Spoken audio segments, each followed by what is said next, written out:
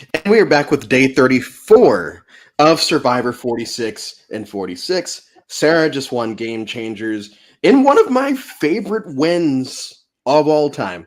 And I do want to touch on that because a lot of this is going to be talking about that and this perception, this misconception of bitter juries, because this is probably the most bitter jury that we've had in a while, and they still voted for Sarah. So I do want to talk about that as it relates to her, as well as how it relates to other all-star type casts or whatever this was. Today we are joined once again by Carrie and Kyle of ZP, and just going right into it. First experience with the season and how it's changed throughout the years. Both of y'all can go. So I watched Game Changers for the first time during the pandemic, and it was my first season to come back to. So, I watched Survivor when I was growing up with my family, and then I went away to college, stopped watching Survivor. Everyone does the same thing. So the last season I watched live was Fabio's season. And so when the pandemic started, I was like, I need to find something to do. And Game Changers was the most recent season Hulu had. And so I didn't really know where to start because I was like, okay, I've seen a lot of the older seasons. So I just started with like the last season they had on Hulu, and it was Game Changers. And it was, like I said, it was my first season coming back from like Fabio's season. And I don't know, it was really like kind of magical for me because I had never seen Survivor played that way. Like it was kind of like not like old school what I had seen, but like middle school or something like that. Like I had never seen so many like advantages and twists and blindsides and things like that. And so for me watching Game Changers for the first time, I was like, what is this? Like I haven't seen Survivor like this ever. This is crazy. And so I like Game Changers. I know it's like when I started telling people that, they were like, whoa, hot take.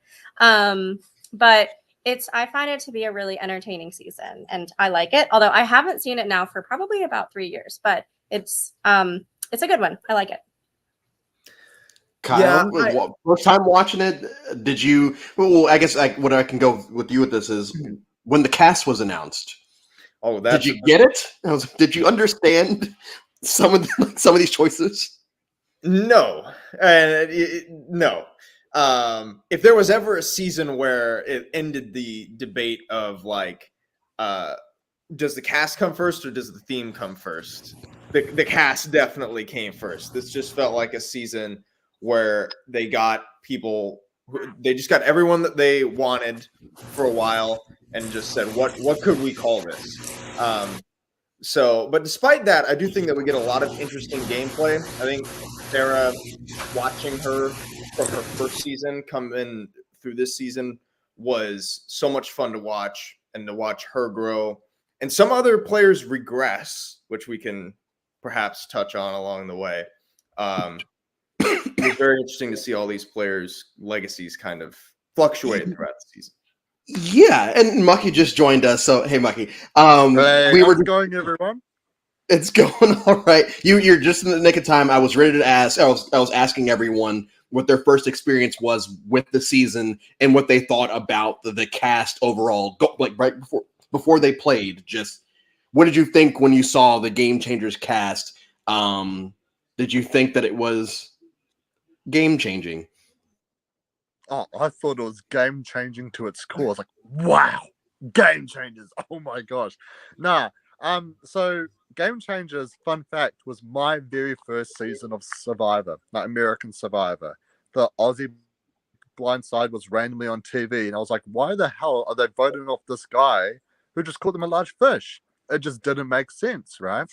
And so when I watched season from the beginning, I was like, oh, this is actually really cool, really fun. But it was only later on when I started watching other American seasons, I was like, oh, Malcolm got done so dirty. Oh, Sarah and Tony, wow. I thought they were just like nobodies, but now they're like legendary characters. Like, oh my gosh, right? So, yeah, Survivor Game Changers has got a very special place in my heart because it was my first American season of all time. And every time I rewatch it, I just appreciate a lot. Like the joint tribal twist, I will defend that to the day I die. I love We'll, that twist. we'll get to that because I actually do Yeah. I do like that aspect of it of the season. For me, like it's the running gag is that this is just a Brant Steele version of an All-Star season, and yes, at face value, it absolutely looks like that.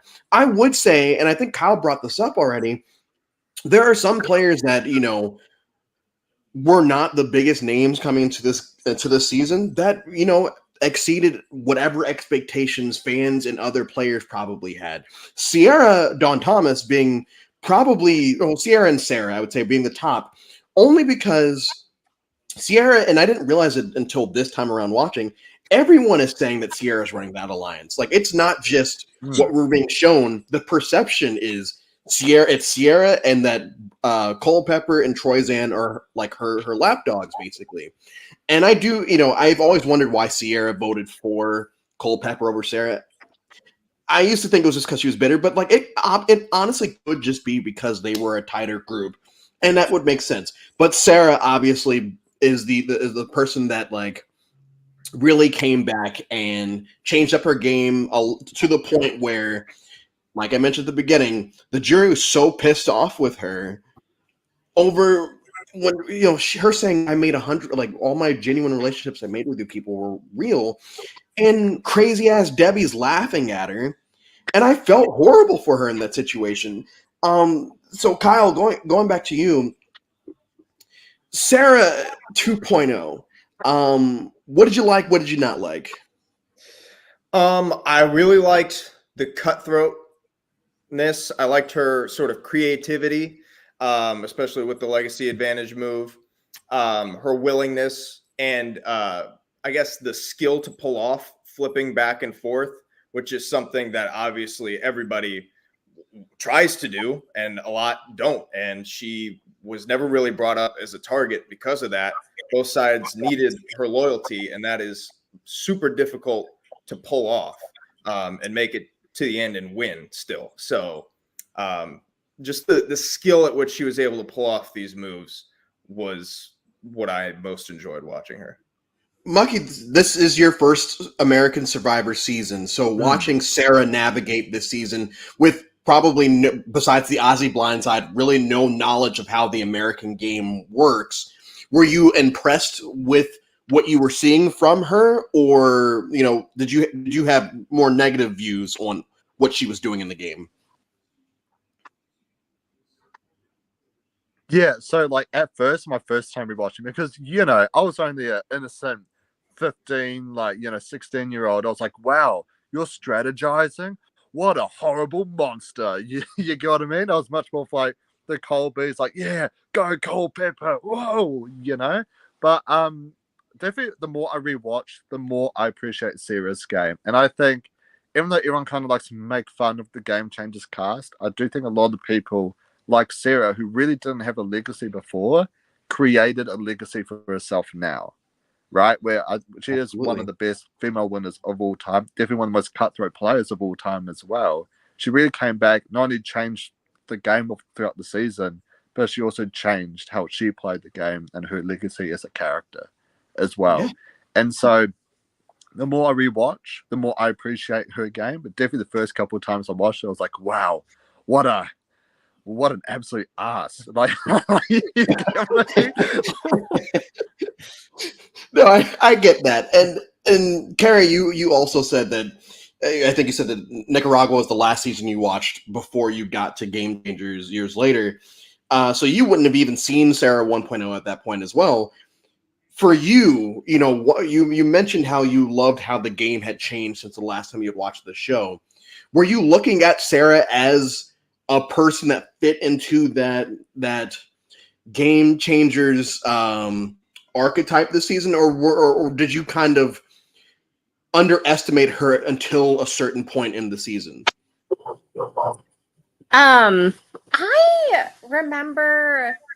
So I remember the first time watching it, I remember being really impressed with her the whole time. Like, I had no idea who she was. I don't think I knew who, I don't even think I knew who Ozzy was at that point.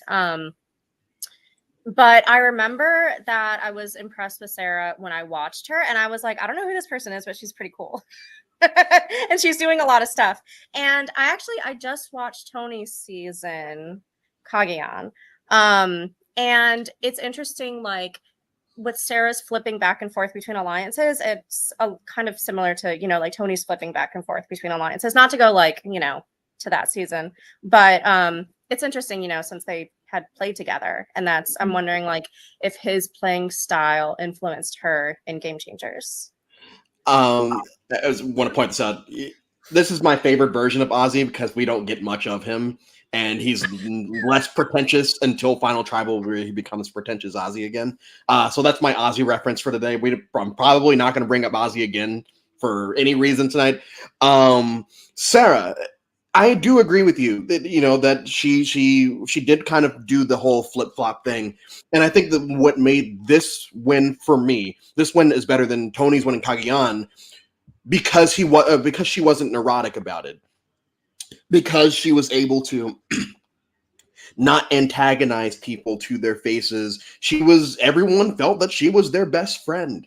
And that's why that jury, you want to talk about correlations, that jury's pissed off at Tony too in Kageyan, and they still voted for him. So here, these juries, they're upset with her because they felt like she used real life things to connect with them.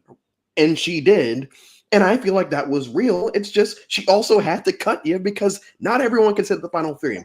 I will say about Sarah, this is another in a long line of Survivor doesn't know how to edit social winners, because I do feel like, if a lot of the things that she was doing, a lot of the things that Zeke was saying that she was doing are not really shown. We start getting glimpses of it halfway through the merge. But I think overall, yes, Sarah is one of the greatest, gender not included, one of the greatest winners that we've had. And I think that one of those reasons is because she is able to combine that social strategic aspect of the game and use it to her benefit. And she kind of, and I want to talk about her Winners at War thing in a little bit, but I really love Sarah this season. If we move down, we go to Culpepper. I think that Culpepper is a very underappreciated finalist. I think that Culpepper I think Culpepper played a very good game this season. I think that where his issue is that he was very antagonistic to the wrong people, and people optics wise saw that he was basically bullying Ty. Going in reverse order, Carrie, what did you think of Brad Culpepper this time around? I think I remember. So I've never been one person who like cares a whole lot about like who wins immunity. And so like I remember like not being like too impressed with his like physical game. I remember being like, oh, okay, whatever, he keeps winning, like, so what? But like he seemed just like I don't really like men. I don't like men, I don't know. Oh, okay. So to the rest of the men on the panel here tonight, Kyle, I won't say he's underappreciated, not underrated. I'm not, and I made sure I clarified because I do think. Do you think there is merit to his game outside of the 5 immunity wins? Yeah, I do. In fact, coming into the season, Brad was one of my least favorite players ever, because I had this misconception in Blood versus Water where you go back and watch that season. He's actually not that bad, but he's not that bad. The reputation that he had makes you think. So coming into the season, wasn't excited. But when he votes out Caleb to get rid of that connection for Ty, that was when I was like, this guy, he's got a mind for the game. Like that was very impressive from someone who I had no expectation for. I thought the first time he was really, like, he played a really good game. On a rewatch, it's just fine. I think like it just declines as it goes along. But I agree, underappreciated, especially for someone like a pre-merger like him. I think that he earned the runner-up, not just because he wasn't a big target coming in, and same with Sarah. They both earned their spots. Yeah. Rather than just they made it through because they weren't threats coming into the game. Mucky, you Actually, agreed I with just me. heard- You said, yeah. I think Brad Culpepper was a strategic mastermind this season. And let me tell you why. All right. Let me tell you why. So Brad is an alpha male, right? And so he kind of needs less alpha male in the game in order for him to win immunities, which is exactly what happens. He gets rid of Malcolm. He knew that JT would fumble something up, so then JT would be voted up next. Strategic mastermind. I'm telling you. And then at the merge, they got rid of Ozzy, right? Who's there left to win immunities? Brad freaking Culpepper, all right? And so he keeps on winning immunities. And even though everyone looked heavily down on his social game with Ty, I thought it was genius. Like, how did one guy who's on the bottom with no social capital strong arm this dude to play two idols? You know what? That is You get what I mean? I've never heard of Brad Culpepper. Like, there's a chance to find an idol. I'll concede my time. Like, because You put it that way. This game. Maybe it's not so bad. you need to speak for Brad Culpepper. Like, he needed you out there to speak for him because Ozzy and Debbie weren't doing him any favors with them. Oh, we're going to champion you. They Debbie's needed one of you the out worst there. jurors, probably. Debbie sucks. Debbie's just the worst. But yeah, so okay, I'm not going to go the mucky route, even though he is right basically on everything he just said. For me, I do agree though. Like, there are a lot of situations this season where Brad is he's not portrayed as dumb. Like, he understands what's going on. He understands when he's on the bottom, and he understands that, hey, at certain points I might have to turn on, like the round that, oh man, I think it was like the Zeke vote or whatever, and him, Sierra, and Troyzan voted for Ty because they thought that they were going to have to implode. It might have been the Zeke vote, it might have been somebody else. But he also, like, he understood, hey, I have to vote how people tell me sometimes to keep my spot in the game so I can find my way back. And he did find his way back because Sierra gets taken out and they could have just been boom, boom, boom. But because, and this is the big problem for me with this season, and I'm going to shit on the season in a second, but I want to give it its props. I feel like people just felt obligated to do crazy shit for the sake of doing crazy shit this season. And I think that works to Brad's benefit and also works to Troyzan's benefit. We'll briefly touch on Troyzan. I like Troyzan in One World. Here, obviously, we don't get much of him, but my favorite Troyzan moment this season is honestly his concession speech is basically what it is at the end, where he just kind of says, hey, I can read the room. I know that I'm going to lose. I appreciate you guys giving me this time to do this, be invited back for an all-star season and this, that, and the other. That really, for some reason, that really got me this time. I really appreciated Troyzan saying that. Go ahead. Oh, I was going to say, I just feel really bad for Okay. Troyzan because correct me if I was wrong. This season was the first season where it wasn't like individual questions, right? It was like the first group one. Yeah. So I think this is probably a problem with the group one against the individual ones, where if it's individual, people can really get that heart to heart, if that sort of makes sense with players, right? Like, Sarah, you broke my trust, you destroyed me. Brad, yeah, you're kind of a douche. But Troyzan, I actually really liked and stuff, and I think it was like individual. Maybe people would have had more respect for Troyzan's game, but I think just because it was a group thing and it was as a group talk about this, as a group talk about that, I think because of that the focus then shifted to, okay, well, Brad was clearly the physical, Sarah was definitely the strategic and the social, but Troyzan just didn't really fit in either of those categories. Yeah, but he didn't.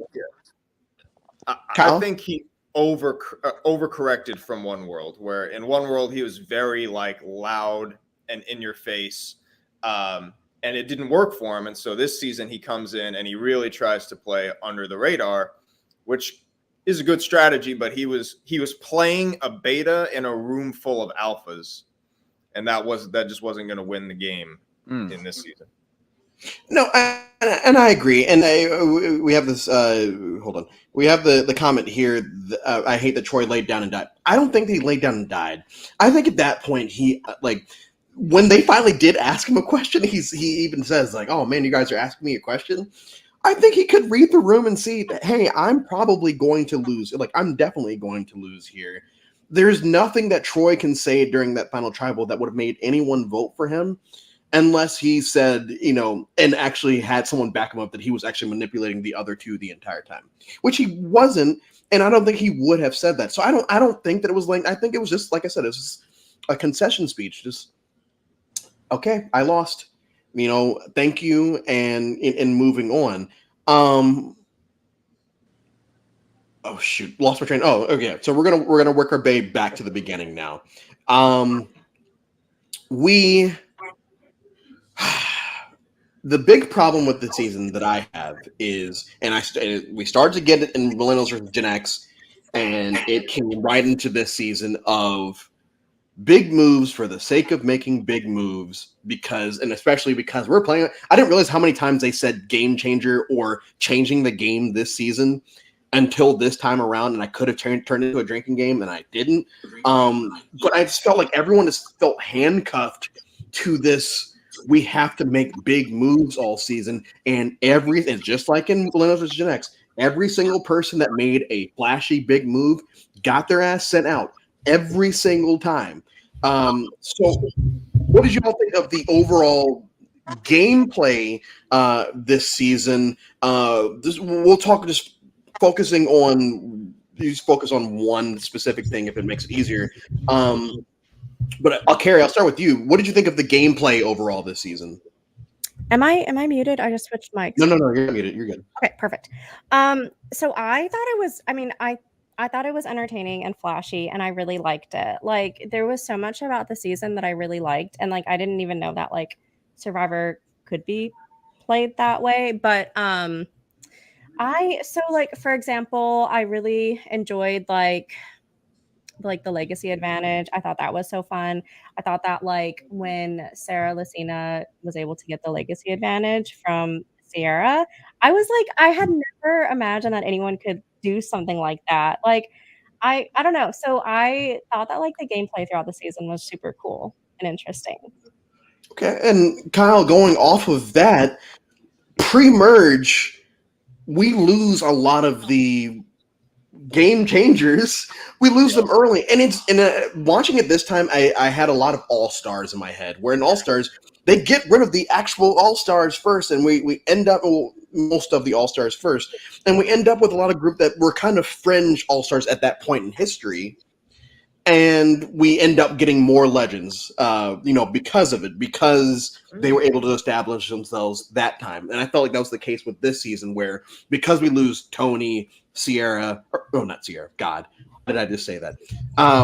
Tony, Sandra, Malcolm, folks of JT, we lose them pre-merge. It gives everyone space to make their own legacies at the merge. But what did you think of that pre-merge of, us losing all of these characters? It's disappointing, of course. You have these people back. You want to see them for as long as possible. But it didn't come as a surprise. I think if it came as a surprise, you were probably kidding yourself going into the season.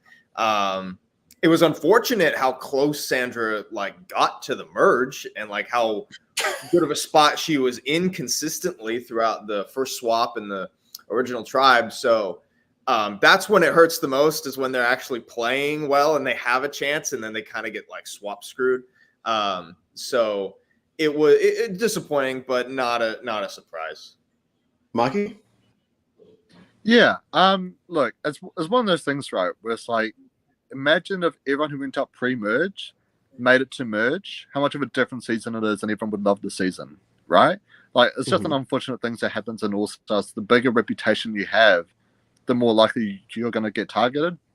Like someone says here that Tony and JT play horrible, Sandra was queen. I think with Tony, he realized he was screwed with only three winners and stuff like that. Yeah. Obviously him and Sandra have got the biggest reputations as winners as well, especially Tony coming right out of Kageyam. And so I think Tony's like, you know what, I might as well just go nuts and just see how far I can get, right? And so, yeah, I think there are some certain players who are like, you know, I'm probably screwed in this situation. I think the joint tribal twist, unfortunately, because I adore Malcolm, was set up for someone who would make the merge like a Malcolm, like a Culpepper, to go out in that spot, if that makes sense. Yeah, no, it makes perfect sense, and I do agree. Overall, Well, and up to this point, we've had 4 outright All-Star seasons. Correct me if I'm wrong, but I think we've only had 4 All-Stars, Heroes vs. Villains, Second Chances, and Game Changers. And I compare, you look at Heroes versus Villains, where the big characters actually do survive. It's almost the inverse, where the people that are the fringe players are the ones that go out pre-merge, with a few exceptions, obviously, because you have to have exceptions in there. But a lot of the big names are the ones that make the merge, and I think that's why people put that season on such a pedestal, because the people that us as fans want to see move on. When in reality, All-Stars and Game Changers establishes new stars because of the fact that we got rid of the old guard, and we introduced, these are the people that are going to be running this shit. And yes, I understand that it leads to some bad television that time around, but like, people were excited to see Sarah back for Winners at War. Like, I feel if Andrea Belke came back another time, I wouldn't hate it. It would be 4 times, so like, it might be a lot, but like, I wouldn't hate it, because I think if Zeke came back or Michaela came back, I think because they got more screen time this time around, I really enjoyed a lot of them. Pre-merge for me, it just became it's very similar to the Millennials versus Gen X thing, where like they just kept kind of hammering their heads. Oh, it's Millennials versus Gen X. So it's like, no, we're game changers. We got to invite it back here for a reason, because we changed the game, and we're going to change the game even more. And the prime example of that is Zeke, who I gave Zeke all the props yesterday, despite the fact that I think that it's very silly to make crazy moves every single time. I feel like Zeke this season, he kind of fell into that trap again, where once they hit the merge, he's immediately clocked as a threat. And it's you're just kind of waiting for the inevitable to happen of him getting taken out, because he has established himself as this person that's willing to make these crazy moves. And I think that we're going to talk about the merge aspect of everyone's game in a second. But do you feel like, pre-merge wise, and either one of you can answer this, pre-merge wise, this is hard. I'm really hot. Pre-merge wise, do you feel like people could have taken more of a back, like, because even Sandra is guns ablazing this season, and I think that that's what ultimately cost her. Do you think that people just kind of felt pigeonholed, I guess is what the word I'm trying to use, pigeonholed into, this is Game Changers, which means I'm now obligated to do everything crazy? Carrie, we'll start with you. Yeah. I mean, okay, so rewatching Tony's season, so I had never thought too much about people overplaying until I rewatched Tony's season. Then I was like, what is he doing? Just like, stop, you're doing too much. And it kind of makes sense that like that's something similar that we're seeing in Game Changers. And I think it's also what you were saying on a previous podcast about when people take the theme of the show and make it their entire personality. Like, you don't have to. You can just be normal. Stop. Mucky, because I know you have to go. Do you feel like the cast felt pigeonholed this time around into fully embracing the theme of Game Changer? Yeah, I personally think so. Like, sometimes you got to have your heavy hitters and like your average Joes, right? And I think we did have our heavy hitters. The only issue is that your average Joes kind of just outnumbered them, right? It's very similar to Winners at War, how there was much more new school players and old schools. Of course, the old school are going to be taken out first, right? So, yeah, I personally love the cast. I think it's a great cast, and yeah, I think they did the best with what they had. With what they had, I do agree with you on that. But Mucky, I know you have to go. Thank you so much for even stopping in to do this. All good, man. All good. Yeah. I know there was a comment earlier saying, "Oh, new background. This is just my work background, guys. Don't worry, I don't live in a shoebox." But quick plug: Traders New Zealand season 2 is coming out on Monday, and I will be back with multiple friends to recap the episodes every Wednesday night, 8 p.m. New Zealand time. So I'll catch you all then, and I think I'm on for Edge of Extinction, right? Yes, yes. Yeah, awesome. All right, I'll see you guys on the All right, edge. I'll see you later, man. Yeah, all right, have a good night, everyone. Later. We're gonna go to this question. Do you think Troyzan was bound to have a flat edit on a second appearance, or do you think had he been on Cambodia, he would have been as flashy as he was in One World? That's actually a pretty good question. For me, I think that Troyzan, and we get this really early on in the game, where Troyzan is, I think during the first swap, he's in a very bad spot, and he finds the idol, and he eventually bounces back, and he gets back with Brad. But I think from there, he feels so comfortable with his crew that he doesn't feel the need to, and he says that at Final Trouble, I don't feel the need to do anything because I have my people. Kyle, do you just answering this question? Yeah. It's on. Yeah. I honestly think it would have been about the same. And I hate to say it because I really like Troyzan, but I just think on a return, as I said before, he clearly didn't like the way he played the first time because he just played the complete opposite.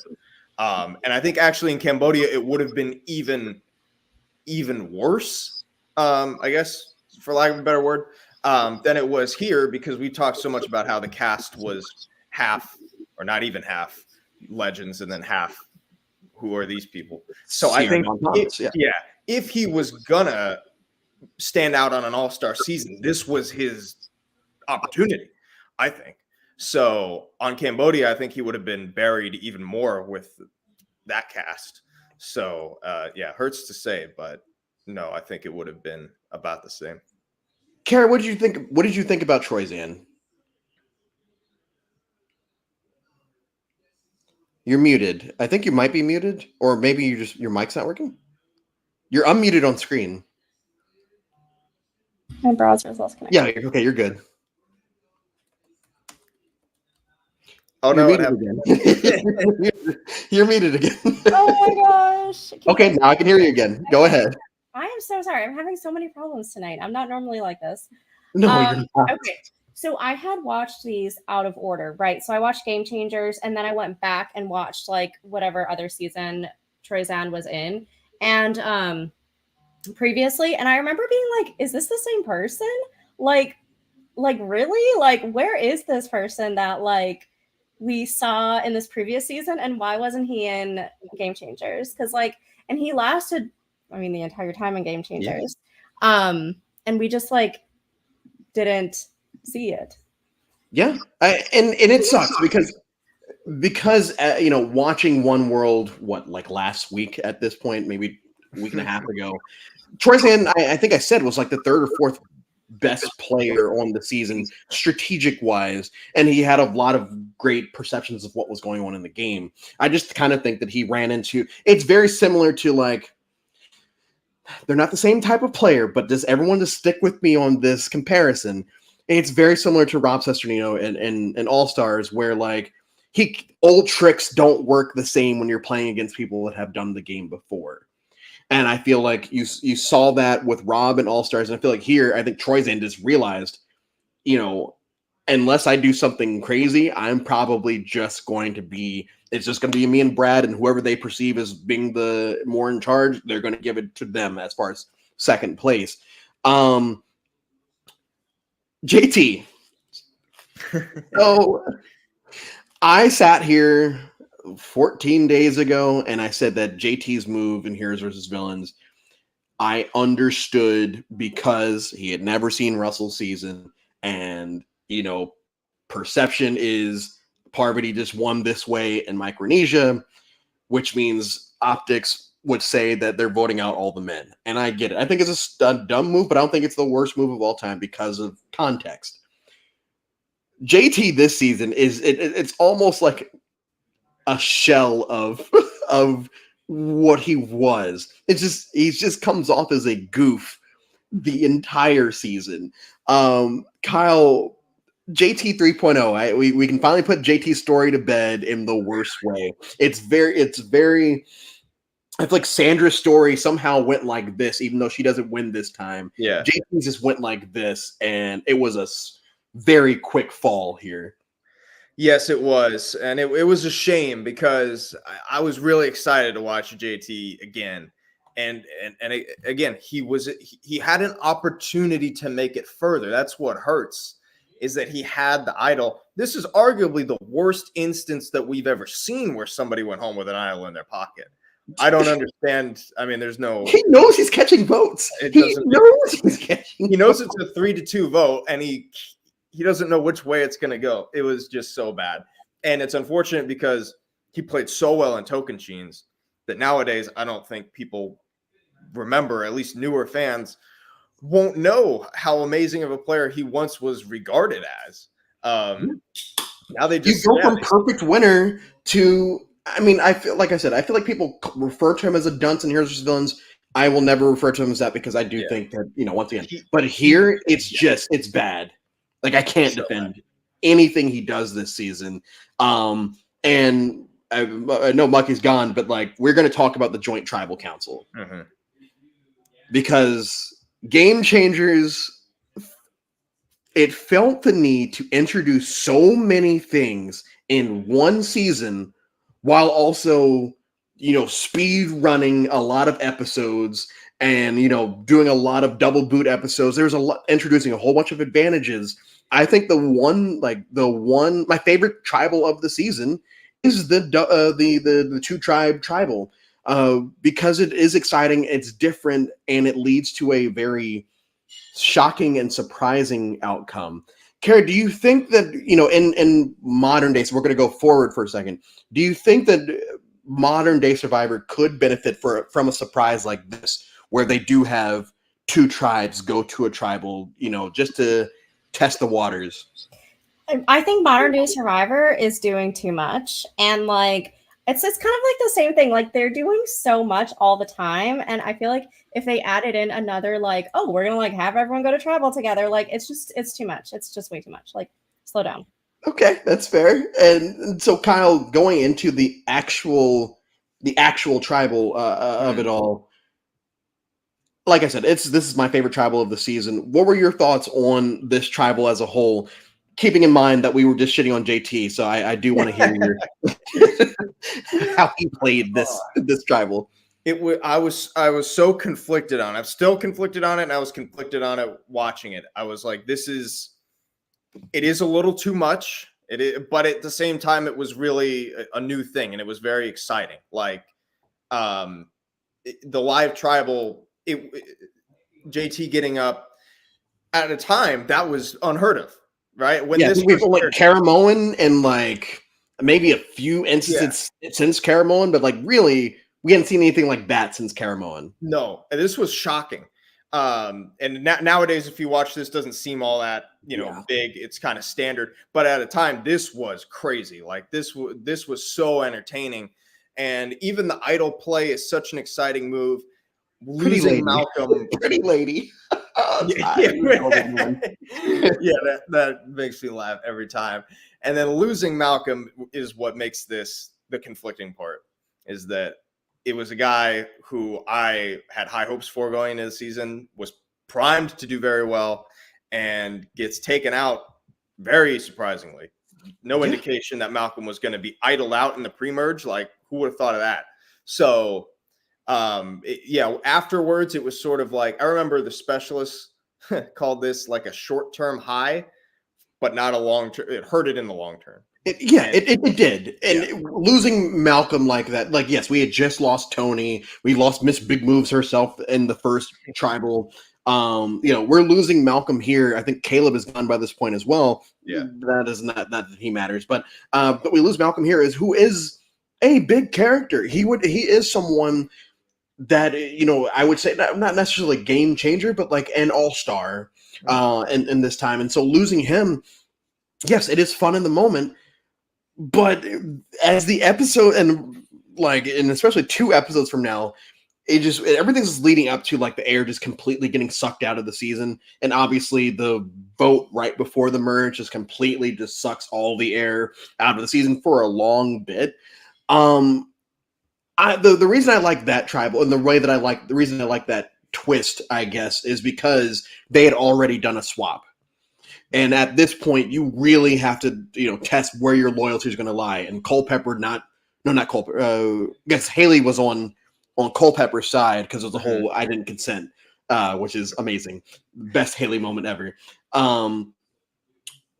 Hey, are you gonna be with us? Sandra, Michaela being like, "Oh yeah, what if one of them plays an idol?" And Sandra goes, "Girl, nobody over there, nobody over there has an idol." And it just leads to, and JT just once again just totally dropping the ball. And they go back to camp, and there's and Sandra immediately just clocks like, how out of everyone they played the Idol and Sierra. Are you serious?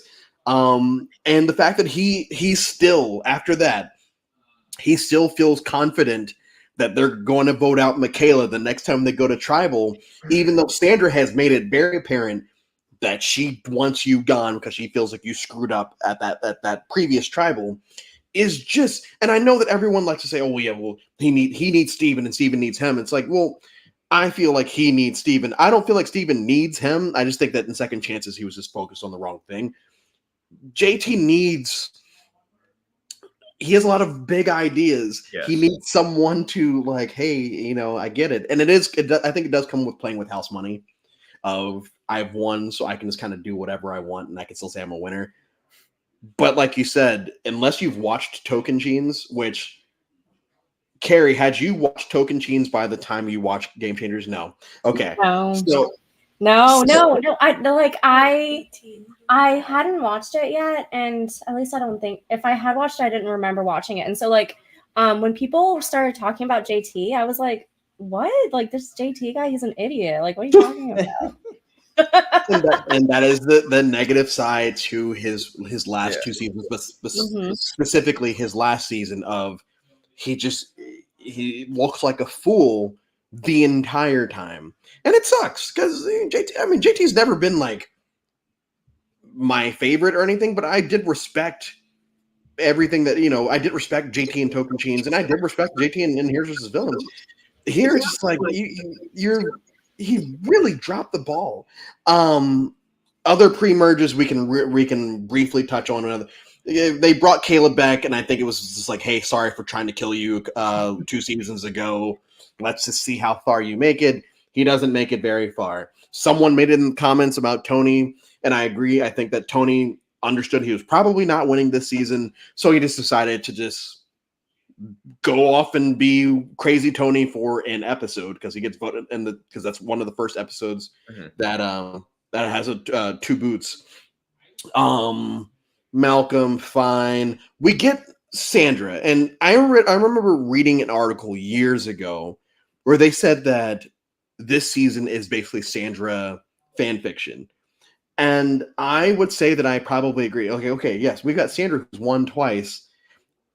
And everyone talking about Sandra this season is like, how do you think she gets to the end? Because she does this. Everyone has a different reason for how Sandra gets to the end. And it's so crazy to me that like there is no real consensus on how Sandra actually does it. But she gains control of her OG tribe and of her swap tribe.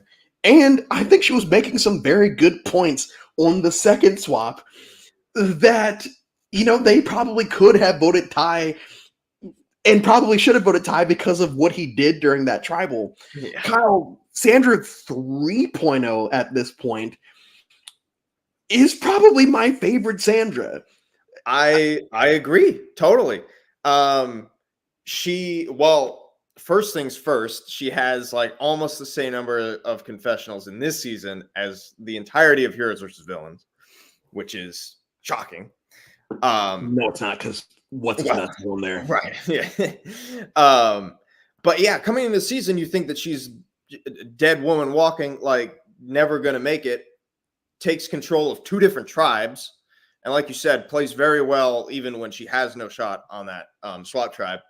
But she totally changed her play style from the first 2 times, and she's playing with double the house money. So she could just come in and do whatever she wanted. And it was working for her. Like it wasn't anyone but me. It was like, I'm telling you who it is, and you're going to do it. And they were doing it. So it was just so entertaining to watch. Like, she makes the first half of this season. And when I think of this season, she's probably the first person who comes to mind. Maybe Sarah, first. But then for me, it's Sari and Sandra. Those are the 3 people who I most think of when I think Sadly, I think of someone else up there too, but we'll get into that. Carrie, in a season like this, where Sandra has already won twice, how is she not the first boot? Because her tribe does go to tribal. How is she not targeted immediately? Do you think? I think she's just magical, right? Like, and I think Sandra was the one person who I did know, and it's just because she was on like such an early season. And so I remember being like, oh my God, Sandra. Like, I felt like I had seen like an old friend from like high school or something. But like, she's such a cool player because she's never like under the radar. She's always like right out in front, but she always does a good job. I just love her. She's great. And a person that I can really compare that to, that is also in the season, is Michaela. Because Michaela does just tell people just straight up, this is how it is. And obviously it rubs certain folks the wrong way. And I won't go down that road. But I do feel like Michaela does, as far as being vocal about how she feels about a lot of stuff, is very similar to Sandra in that regard. But the fact that Sandra is not the first, at least her name like gets written down once at that first tribal, is a testament to the game player that she is. Because in Winners at War, she's also not one of the first 3-4 boots of that season. She makes it to a swap. And everyone likes to shit, oh yeah, she got lucky and this, that, and the other. And it's like, yeah, she won twice, and her third time it took 2 swaps to get rid of her, and her fourth time it took a swap and Denise Stapley doing it for shits and gigs. I still don't really know why she did it to get her out.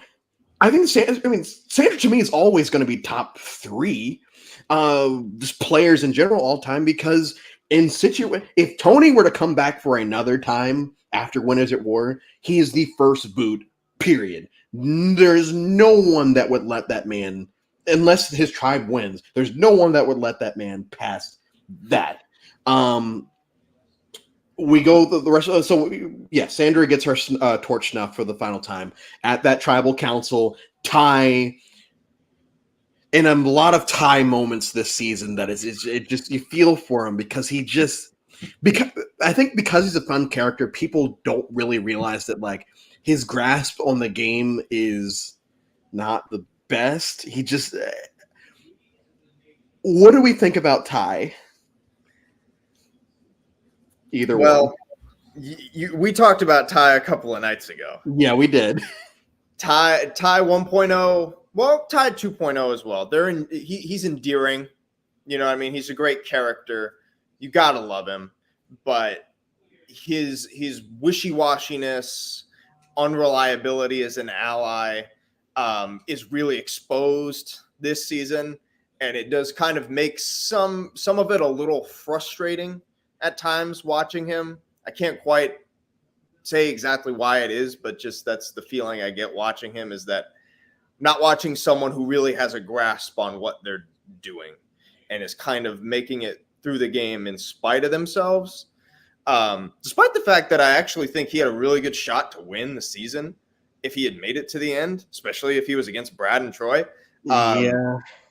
So maybe we would have seen something completely different from him had he won the season, but he didn't. So we just kind of see him, I guess, a little bit more for how he was out there, which was a little erratic. Yeah. Karen? Yeah, I remember thinking Ty was sweet and liking him, but like not really being behind him. Like I was kind of like ready for him to go, but not ready for him to go because like he's sweet, but like, why is he here? Well, I understood why he was there because character-wise, and I think that and is going to keep going back to the title Game Changers. That's the if this season was named Survivor, I can't say like Redemption Island because we already have, but Survivor, something dealing with not second chances, but like you come up with a theme that's not Game Changers. I feel like the season is probably looked at as higher. Yeah. But because we have this cloud of Game Changers hanging over the season, all of a sudden people are going to look at the cast and they're going to be like, how do we get this? They're going to look at a lot of the stuff that happens and like, okay, yeah, like that's weird. When in reality, if they had just called this, I'm very tempted to even say All Stars 2 because I've already made that comparison to the original All Stars. I think it would at least be looked at as a little bit better. Now, obviously, just like the first All Star, there's at least one moment that in both seasons where it's just like, oh man, that sucks. That's uncomfortable. And it's that's a big thing that I guess kept in my head today because I was very bored watching the season today, and Game Changers has never been like a season that I hate or love, but today I was just kind of bored with it, and I think it's because there are two moments in the season that I feel like suck the air out of the whole thing. One is the boot right before the merge, which sadly we're going to have to talk about, but two is leading into the Suri Advantage Geddon. It's just like it's so fun watching her once again just like do her thing and just know, yep, well, I know what's about to happen and I know she doesn't get any votes and this is really going to suck because this is another situation where she probably wins if she sits at the end. We're going to finish off the pre-merge with this. So Sandra gets booted. Debbie goes to exile. And Crazy Debbie is not one of my favorite people, but Cochran shows up and, he's giving her all this advice and everything. And I know I'm not the only person that's ever said this, and I think that I was trying to fantasy, fanfic different people going to exile in this situation, and everyone always says, wouldn't have been so funny if Ozzy was the one that was there after Ozzy and Cochran's whole thing in South Pacific. And it's like, yes, that would have been hilarious. And then I start looking at other people that were out there, and it's like, yeah, what if you send Sandra there? What is Cochran going to tell Sandra that, like, oh yeah, back when I won the game, she's like, yeah, I've won twice. Like, I think they fell into like a pretty good situation with Debbie being a larger than life character, but also Cochran being a winner. We can have that because if we get Sandra or Ozzy or a few other folks, they're either going to be a very boring interaction or an interaction that this doesn't make any sense, like with Sandra. But I do like the Exile Island twist this season. It was very cute, and Debbie really tried to sell it. Yes. I don't know how well, but she tried to sell it. We get to the final boot before the merge. At this point, Sandra's gone. Varner's actually trying to put the target at first, which is smart. I feel like, yeah, let's get rid of Ozzy right before the merge because we know what he's about. And, we are about to merge. Ozzy might go on a winning streak. Let's get rid of him. And Zeke even says, Varner, I like you. And, like, maybe this can work. And we get to that tribal. For me, it's always very uncomfortable to watch. I think today it just dragged on because I guess I just in my head it is kind of a very bang bang bang type situation when in reality I think it goes on for a good like 10 to 12-ish minutes and it just goes. I don't want to dwell on it too much because I do want to touch on how people like the others reacted in that situation because I do think that actually does lead into things that happen in the merge. The relevant stuff. Andrea, who can never escape something crazy happening in her season. She just always ends up in situations where she just has to break down. I think Eager Turtle has a compilation on YouTube about just Andrea, like Survivor just killing Andrea. But this time, you didn't have to do that. So wrong. Ozzy kind of just, he's shaking his head. And then we get the Sarah moment.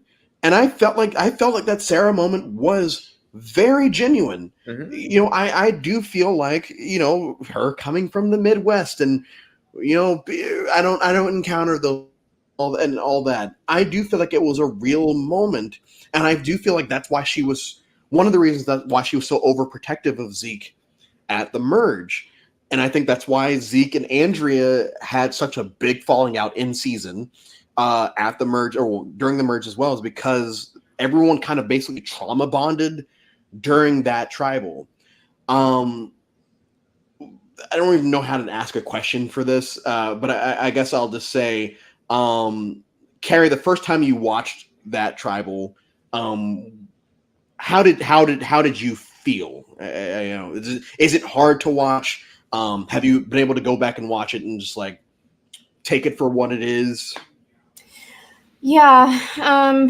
So I mean, I had no idea that was happening. That was when like there's a lot as I'm watching the seasons after the fact. Like I'm spoiled by them, but that was one that I wasn't spoiled on, so I wasn't prepared for it, I guess. I I really appreciated Sarah's. Well, first of all, I was really impressed with Zeke for staying so calm.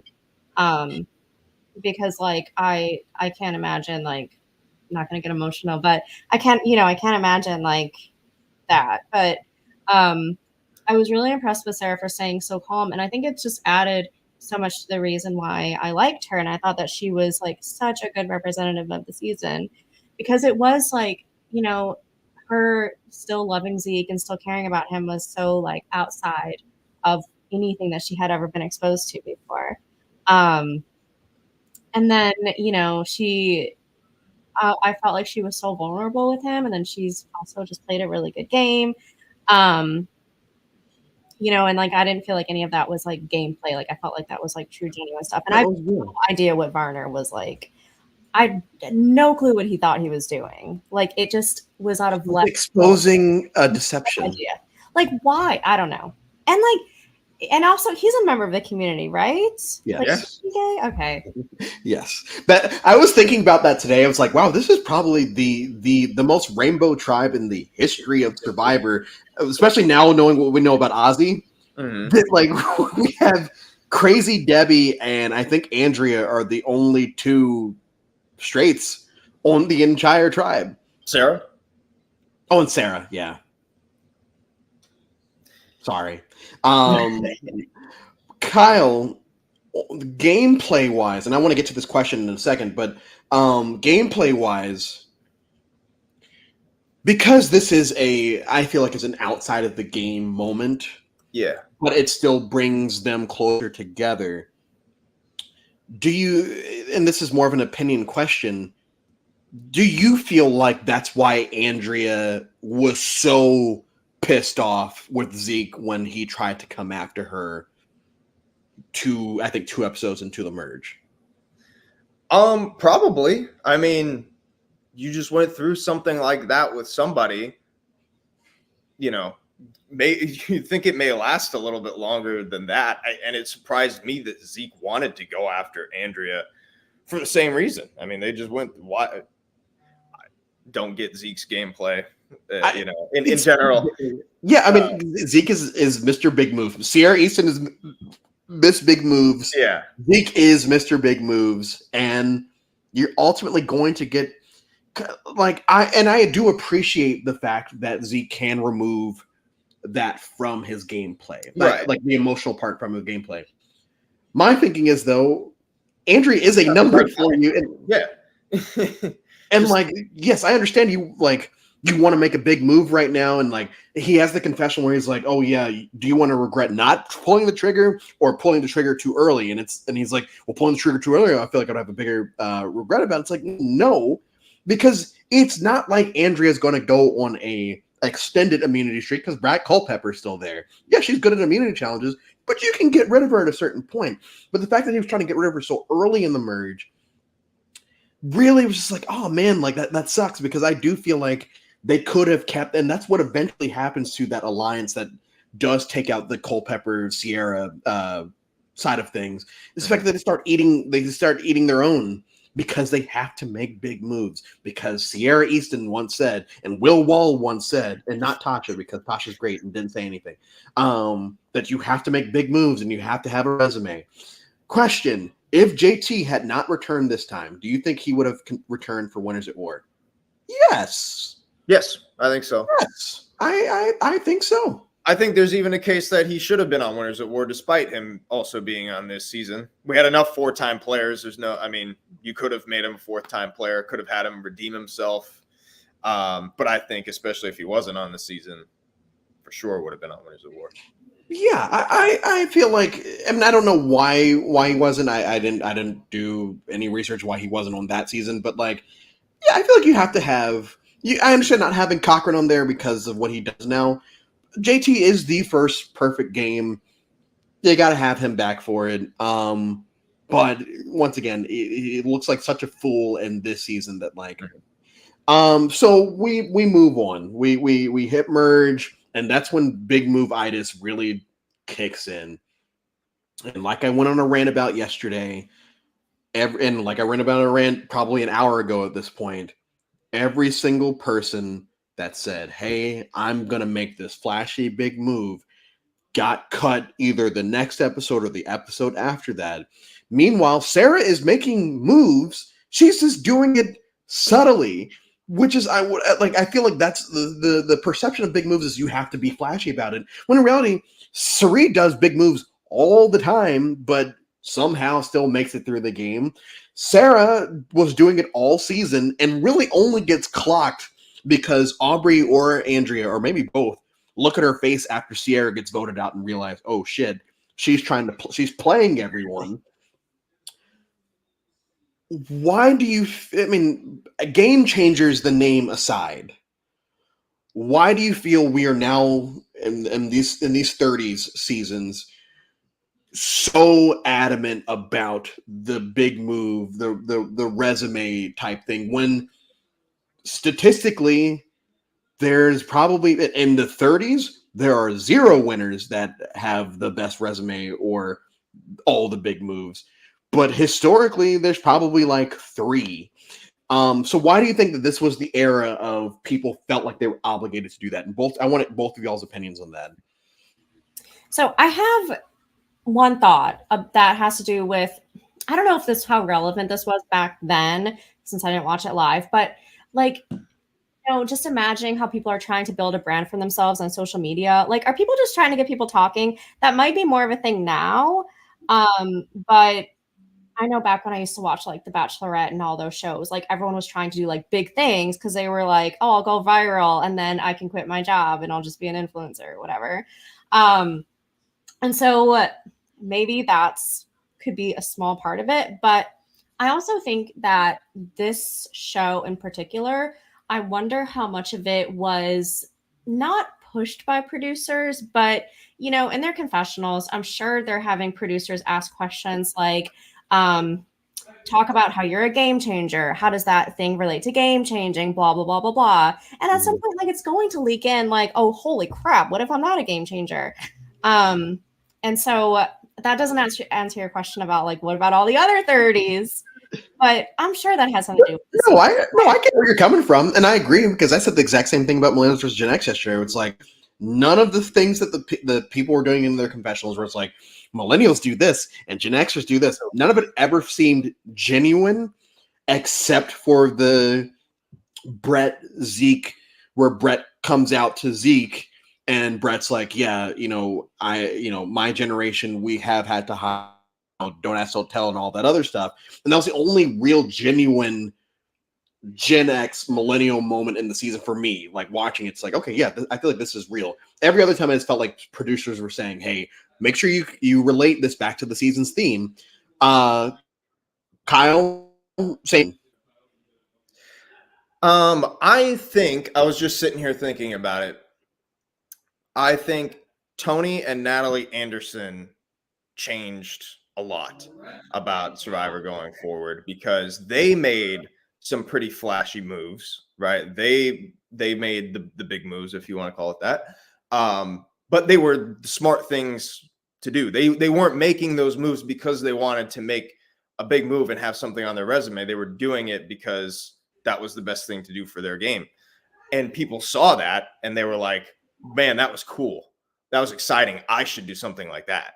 Like I need to have a good game moment or a good TV moment. And then Cambodia happened where that was just gameplay all over the place. And I think from there, people were just wanting to recreate a lot of the cool things that they saw on the show. And then we had a lot of returnees in here with the Blood versus Water, Cambodia, Game Changers. And so I think a lot of 30s people may have been playing to return a second time. I know that's not a new thought. I think some of them genuinely were doing that. And we've had 5 returnees, new non-winners since Game Changers. So, it hasn't worked, I guess. And I think maybe in recent past couple seasons, it hasn't been, I need something on my resume. It's been more of, if it's going to be a big move, it's because it's the right. It has to make sense. Yeah. It has to make, and this was my only qualm with Hannah's game yesterday. Once again, I know I'm biased, but like I thought Hannah played a very good game in Winners vs. Next. I think that the fact that she tried to keep David one more round because of other things, I do feel like that really turned off a lot of people jury-wise, which sucks because it was a move, and I understood her rationale for it. I disagreed with it, but like that's just one person.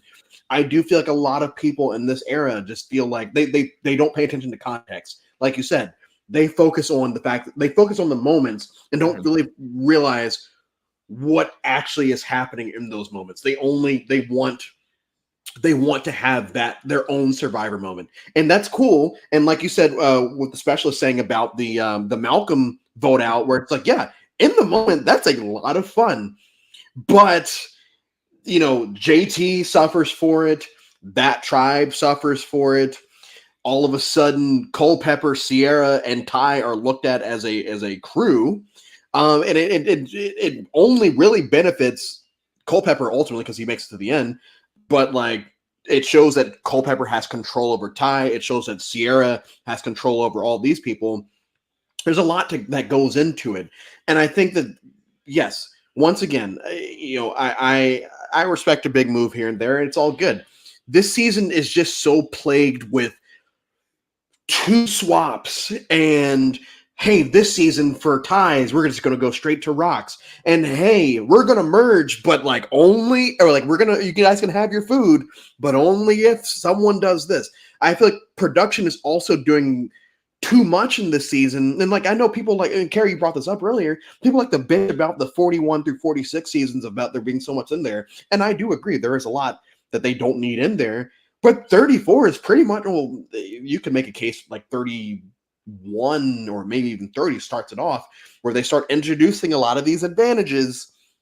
And then we hit 34, and it's like, there are all these things, and we're going to change the way that the jury talks to you.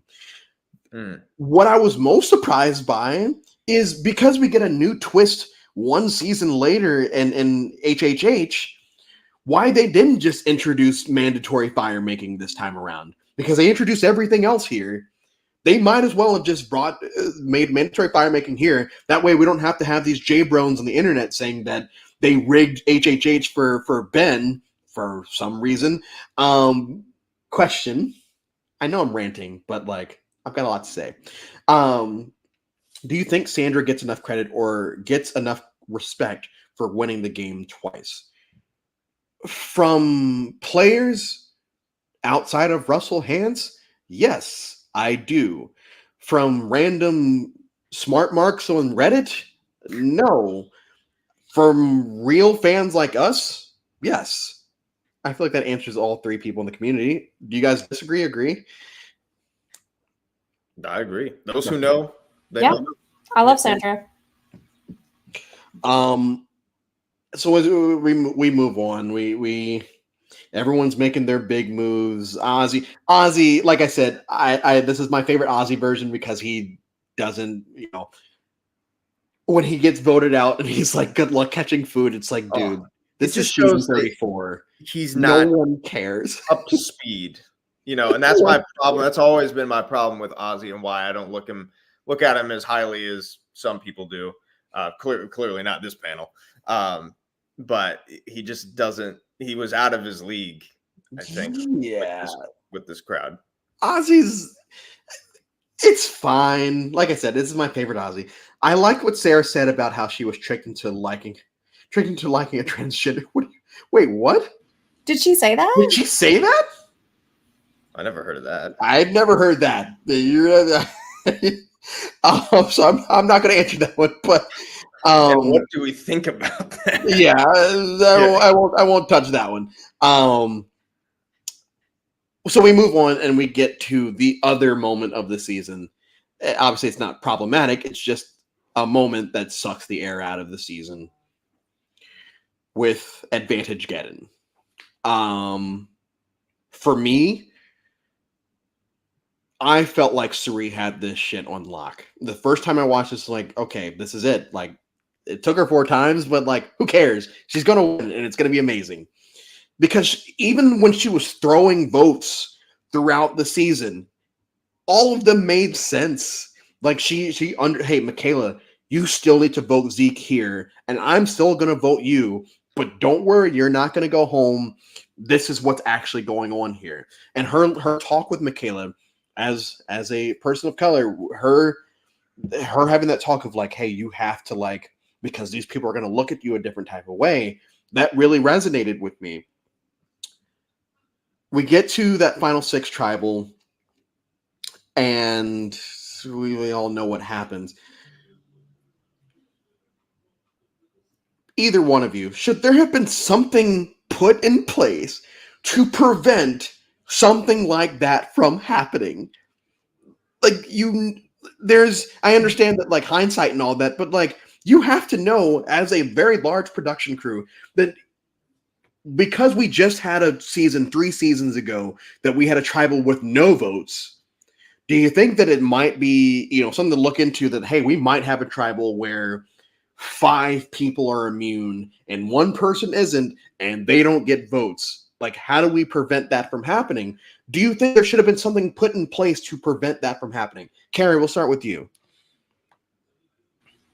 I have no idea what that would be, though. Like, yeah. Like, what could that even be? Like, a rule that limits, you can only play an idol if no one else has played an idol. Like, you have to play this idol before anyone else does. You know what I mean? Like, I don't know. I don't know what that could be.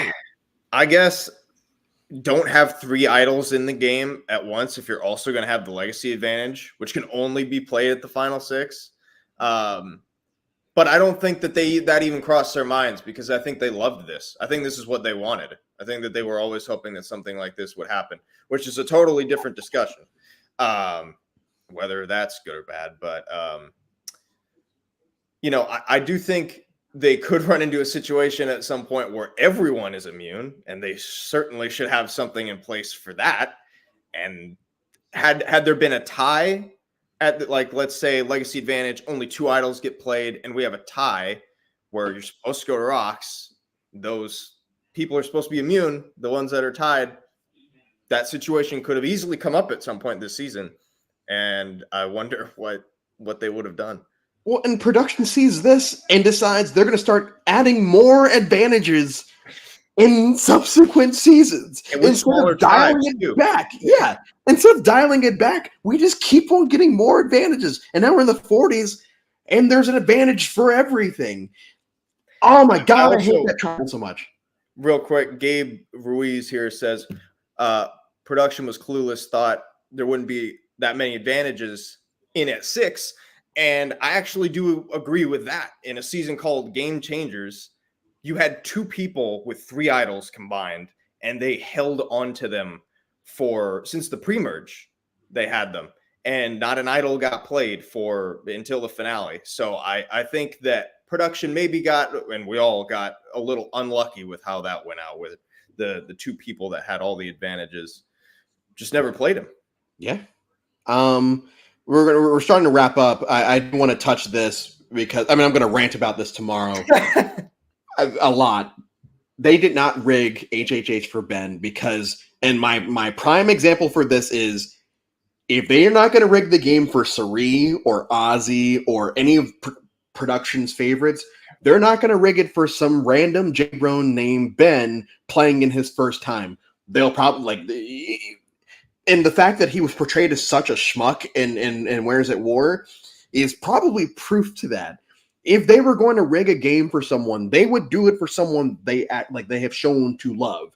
And Probst has a very passive-aggressive comment there in the reviews, like, even though like I'd like everyone the same, even though the internet thinks that I have my favorites. It's like, I mean, you do have your favorites, but I don't think they would go to the point of rigging a game. For this, yes, that would have been the case. Wrapping up, for me, Game Changers is dull. It's fine. It's fine if it's dull, and there are two, like I said, there's two moments where it's just like kind of gets me to check out for long periods of it. I think the gameplay is fine. I think the gameplay is silly in certain aspects, but it's fine. I'll give it a 3.5 out of 5. As far as people that have come back from it outside of the winner, I think it's just Aubrey, unless I'm mistaken. Oh, and besides any of the winners that also were on Winners at War, I think Aubrey's the only one that's come back from Game Changers. Is that sounds right? Yeah, I think so. So I won't ask the question of was she the right person? Was she the right person? I think at that point, so production was trying to put Aubrey in a situation where she could potentially win. They didn't, or she didn't. And I think she was the first returnee on Edge of Extinction that got voted out. But on the other end of that, is there anyone from this season that we feel like we would want to see for season 50? Because I do have two answers, and it's my same two answers from yesterday. I'm not gonna count the winners. Yeah. I think Andrea would be a great pick because she's kind of spanned a lot of eras of Survivor. Oh, 12 season period, but a lot changed in there. And I think she's improved every time she's played. Yeah. This is the best Andrea here. Best Andrea. So she would probably be, she's the first person that comes to mind. Who would you say? Carrie? I would love to see a Sari back. I don't think that we'd ever get it. So, I feel like that should be everyone's answer. Right. Group her in with the winners, So this was my first introduction to Andrea, and I loved her. Like, I was like, she is so smart. She's so strategic, blah, blah, blah. Okay, I had so many positive things about her. And then, like, watching the earlier seasons, I was so impressed with how she's grown while she's been on the island. And, I could see her wanting to do another season because I know she's, like it's part of her career, having, being out there and having a personality and, things like that. So I could see that being something that she would do. For me, I mean, I'm going to cheat a little bit. I mean, obviously, Sari is like just my de facto answer for anything. But let's say that, like you said, Kyle, just put her with the winners. Andrea is another person that I like. I think that Andrea 4.0 would, it would add to her that one fun trivia question about Andrea Belke. If you don't know, look it up. But Andrea, I think, would be a fun one. But my two people yesterday were Zeke and Michaela. I think that maybe Zeke 3.0, I don't think that he would ever play again. But I think Zeke 3.0 would probably dial it back a little bit as far as the over strategizing. And he comes off as such a fan, and I love that. I do love that. Like, even at the Sari Tribal, his facial reactions were amazing. And then Michaela, because I do feel like Michaela is such a, and you can tell that Jeff likes her. But Michaela's such a fun character as it comes to tribals, as the fun, is not being non-bullshit about a lot of stuff. The fact that she's so overly competitive in challenges, and like she hates losing, and you see her react to losing. And I think that is fine, because at the end, when she's sitting on the jury, she's probably the least bitter person sitting there, because she understands what this is, and it's just a game. And she's calling everyone, hey, you guys are all a bunch of bitter Bettys for this. Why are you guys so upset over this woman for doing what she did? She played us all. Get over it. So Michaela and Zeke, I would say, and I really hope that it's Serene more than anyone else, but like it's fine. Thank you both. And thank you, Mucky. We will be back tomorrow for HHH, where the season wasn't rigged. I'm looking forward to talking all about Final Four fire making tomorrow night. My God. Kyle, Carrie, thank you for coming on short notice. Everyone, once again, follow DCP. It's a great game. Like I feel like I've said that 1,000 times at this point, but it is. And I think that might be it. That is absolutely it, because I gave my ratings. We did that. Okay, so yeah, we will see you guys on the other side.